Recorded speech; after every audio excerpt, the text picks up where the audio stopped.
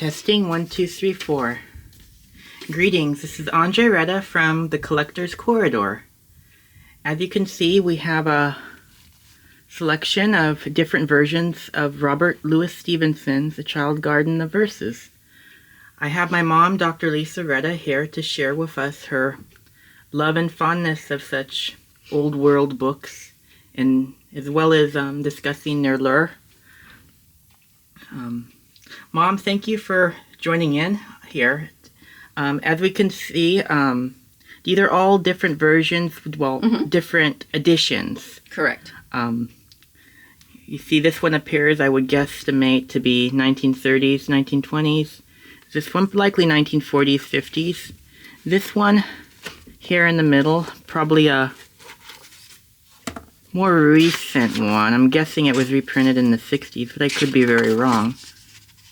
You're fairly close with them, Andre. Yes, Robert Louis Stevenson, beloved author, favorite of mine, and I love children's books on the whole, but yes, collecting these different versions, there's aspects of them, different aspects that I like about each of them. So I'll probably start with my number 3 pick, which would be this particular one. And this actually is 1961, this version. And it's a little bit smaller. It's more compact. It was designed more for children. That's why it is smaller. It still has the actual, some of the actual illustrations that are by Jessie Wilcox Smith, who is just a lovely, lovely illustrator. And one of the draws for me of these beautiful poem collections are her drawings and how they align with the poetry. So, and I love the colored and I love the black and white drawings. How beautiful is that? And you can see just how delicate the features, how much skill went into this. And you just don't see quite the same skill set technique in today's children's books as you do. Just look at this with... I tend to prefer the older classics. So that is what I have. So this one is it is a favorite. It's my number 3. This one, okay, and I think you mentioned 60s. It's actually 84, this particular one, hardback. I had looked at this one so much when you were young that I ripped the beautiful dust jacket. It had a beautiful dust jacket. I do remember that. Yeah, it had a pretty gate, wrought iron gate, looking into a garden. As a matter of fact, you have, it's a small fragment of it. I do have a fragment of it. You're right. Actually, this is a fragment of the dust cover that gives it. And this is actually nice, the dust jacket, what it has on here, because one of the things about the Stevenson's poems, and people don't always, I think, pick up on it, is the kind of the satiric humor that he used. So just to give you an example, this is from one of his poems having to do with children and how children are. But I'll just read this stanza. It's, "A child should always say what's true and speak when he is spoken to and behave mannerly at table, at least as far as he is able." So he had this humor throughout. That was one of my favorites. And I'm sure that's part of the reason why this, obviously it was reprinted so many times. And correct. It resonated for so many generations, not just with children, with parents, educators. It's something that you would describe as timeless. Oh, absolutely. This was originally, these poems were published in, I want to say 1885, around there. He was born in 1850. He published these, and actually he dedicated these poems, Child's Garden of Verses, to Alice Cunningham, who was his nurse, who basically took care of him. He was a very sickly child. He was born in Scotland. And so this is the inscription is to Alice Cunningham from her boy. And so it's lovely. And actually one of the poems I really like, which I'm not going to read here, called The Land of Counterpane, that sort of describes his time in the nursery with her as a young child who's sickly in bed and how he envisions his play. So anyway, but this one is very nice. The font, I like the size of the font. I do like the pages. It's a very good copy. It's very clean. So this is great condition. Nowadays, anything 80s now, and it's hard to believe, is considered vintage. I mean... Right, I know. Yeah, so I'm vintage. Okay, anyway, we'll move on from there. Yes. So Now this is my favorite. So that was my second pick. My favorite is this version. As you can see, it's pretty worn on the edges, right? This one is 1929. Okay. This one, you can't tell on a camera, but the pages are very smooth. Very smooth. They're thicker. They're nice. The coloring really stands out. The font for me is perfect. It's just really my favorite one. This one has a few other illustrations by another person, but largely the same illustrations. Of Jessie Wilcox? Yeah, correct. As I can see, the little girl that is on the cover with the same correct illustration. Correct, yeah. So, but again, it's the same collection. His first published ones that were in the 1800s, like I said, I think 1885 or thereabouts, they didn't have the illustrations. That first, but it sold so many copies. It's a beloved favorite. It's like just behind Dickens, actually, is Robert Louis Stevenson's, all of his writings. So, yeah, this is a beautiful, beautiful one. I've had it a long time. Now I remember it very well, and these are just, well, definitely the Child Garden of Verses is, it's a timeless classic. It's one of your personal favorites, as you can see. I want to say we even had other versions that are somewhere around here. We probably do. We picked up different ones. These are the three I think I've had the longest, and they're sort of varied, so I figured I'd share these ones. But yeah, he's so well known, as you know, Dr. Jekyll and Mr. Hyde, yes. Treasure Island, Kidnapped. Those are all Robert Louis Stevenson. But this set of poetry really always is just, for me, it's all reminiscent of childhood.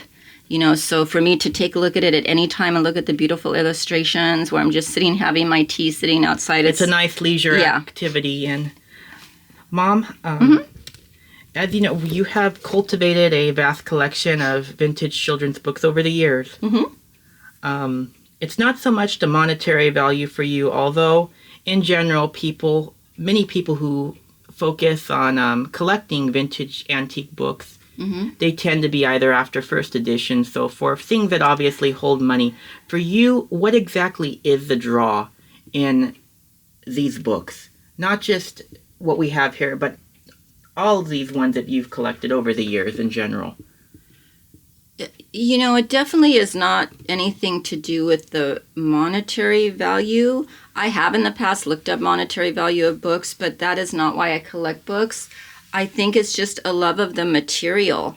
And I do tend to focus in on the printing, how legible it is, the font for me, the like I said, the illustrations, all of that stuff. I have The Secret Garden is one of my favorites. If I may interrupt for a moment, even how they're constructed, they just seem to be constructed so much better. Like they always say, things in general have much more quality. Right, and if you notice, these are all hardback. Yes. So I tend to prefer hardback. I think, honestly, I probably have only just a handful of paperback books that might be more biographies, but my classic books are all hardback.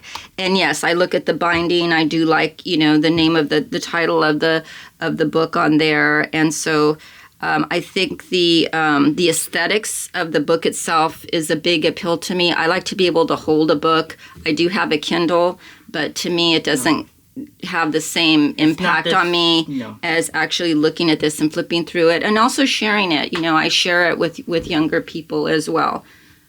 So that's, it's something that brings me joy anyway. And it's just also cool, the stories just that they carry. I was going to say that in a way, speaking of, as you know, the Collectors Corridor, it focuses on a variety of collectors, but also the historical aspect to them. And in a way, if you look at these, and this is a perfect example, Child Garden of Verses, 1880s at the time, how they've evolved since. I'm sure many of the poems, so forth, are still the same as they were 140 years ago, but yet, in a way, these books and their stories are sort of a window through time, particularly in the realm of education and child development. What are your thoughts on this? Oh yeah, absolutely. I know for me, in elementary school, starting from kindergarten. I didn't go to any preschool, but being exposed to books and poetry, and there was different sort of levels that we were exposed to, and there's so many different types and variations of poems, and also just folklore in general. All of that. I think, yes, I think that it's to expose children to that. It's art, right? It's like exposing to any type of Indeed. artwork. And so, and the fact that they're also learning how to read, so being able to start where these are things that they can actually digest, and you can have a teacher who's guiding them, to kind of be able to attach some meaning to these things. But for me, the emotional aspect is the fact that, yes, it feels like, you are sort of a kid again when you read some of these poems, because actually he was reflecting on a time when he was a very sickly child. He had a lot of bronchial things, very sickly in bed, looking out a window, watching children play. And he had a nurse that was very loving. He sometimes referred to her as his second mother, his first wife. And so like I said, he dedicated this to her, and you could just kind of feel it within the poetry, this child and what he saw at the time. And she would just sit there and tell him stories. And, so anyway, all of that to say that I think about that when I read it, but I do think it is important for children to be exposed. I love children's literature, and I think it just creates a yearning and a motivation to want more of it. So it's a great start. Very well phrased, and I'm sure this perhaps resonates with many enthusiasts of not only vintage children's books, but vintage as well as like albums, music, so forth. Yes. Mm-hmm. And I'm sure it is something that resonates with many. And I thank you for your willingness to share. And oh, sure, I'm happy to do it, and I know it impacted you as well. It definitely did. Yes, which is why you have the Collector's Corner, and you love that. So. And why it's so much a passion of mine. Well, Thank you everyone for tuning in to today's segment of the Collector's Corridor virtual edition with Andre Reda here hosting. Thank you, and my mom Dr. Lisa Reda here. Thank you, Andre. My pleasure. Thank you. Now let me see. I'm gonna close this out. I just don't want to lose. Let me see something.